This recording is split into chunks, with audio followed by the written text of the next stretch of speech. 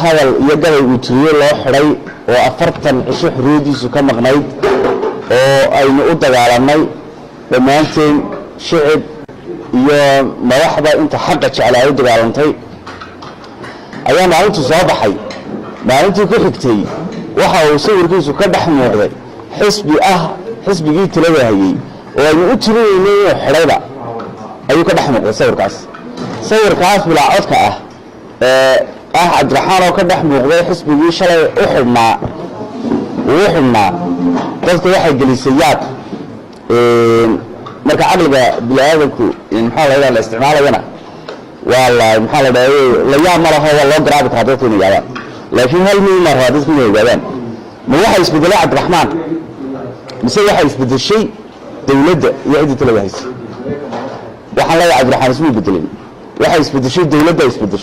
dawladda shalay cabdiraxmaan oriyanaysay maantana u yeedhaysay dawladda shalay cabdiraxmaan ka dhigaysay qof wadanka duminaya maantana tii wuxuu ku hadlay saxda ahayd dawladda shalay lahayd maxaa la yiraahdaa boolisku ceebiyay maantana tii maxkamadii wadanka ugu sarreysay waxay xukuntay inuu waxa uu ka hadlay xaq ahaa annaguna aan iska cabsanay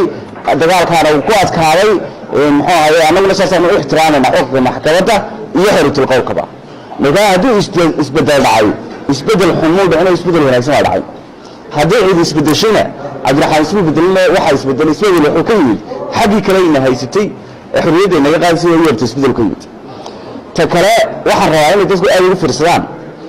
maxaa cabdiraxmaan iyo aniga iyo rag nabadka ee Siciid Daahir iyo maxaa la yiraahdaa dhalinyarada inta gabayda ama nimanka inta gabiya ugu yaraan 10 sano ugu dambeeyay gabayeen taariikh taxan oo maalin kaliya oo qof bayray maalin kaliya oo maxaa la yiraahdaa ololaayna soo maray